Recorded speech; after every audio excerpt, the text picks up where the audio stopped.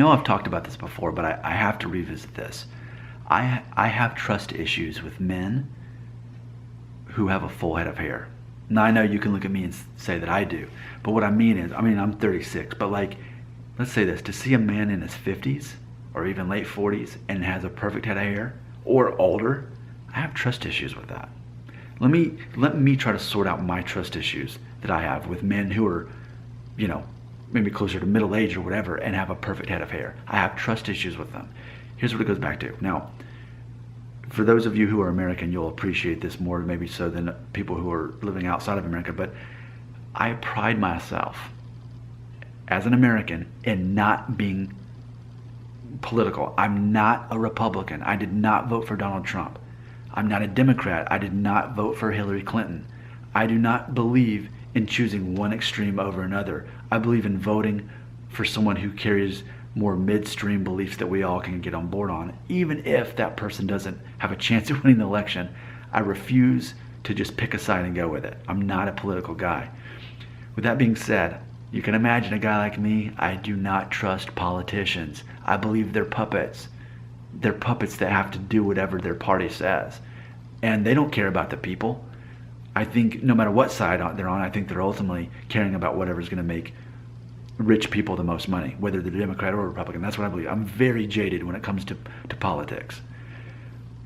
But I can't help but notice, and we've talked about this before, why is it that so many U.S. presidents seem to have a full head of hair? Worst case scenario, they might be Norwood 3. Some might argue that George W. Bush was somewhere around a Norwood 3. It's hard exactly to know for sure, but even then, he was already, in his 50s when he was elected, his late 50s? So why is it that men with full heads of hair, they're getting elected for the roles? And they just happen to be people that I have trust issues with. I have trust issues with politicians. I have trust issues with men with full head of hair.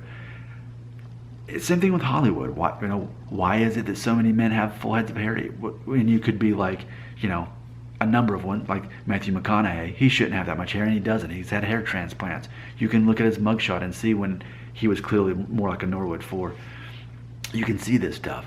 I have trust issues, even with actors, because they reinforce this concept that a normal man is not going to have that much hair. Most men of European descent are not going to have that much hair. Some do. Some win the lottery. But I'm just telling you, I have trust issues. Like, I think of it, maybe like someone selling me something. This guy is selling me something. Why do you have perfect hair? What are you hiding? It's almost, I don't know.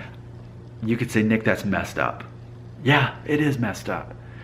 But it's because the men in my life that I respect the most didn't have perfect heads of hair. They didn't. My dad didn't.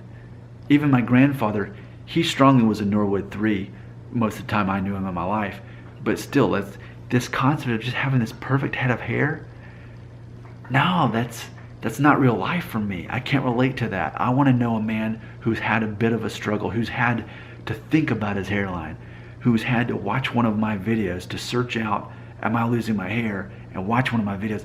That's someone that I can relate to. We tend to gravitate toward people that we have things in common with.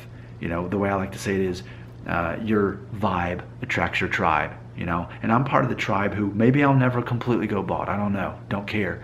But what I do know is I'm part of the tribe who's had to wonder about it and spend a part of my 20s trying to figure that out. And even in the last couple of years, getting to this point of such confidence that now I'm like, I don't even care if I have hair or not. That's not what this is about anyway.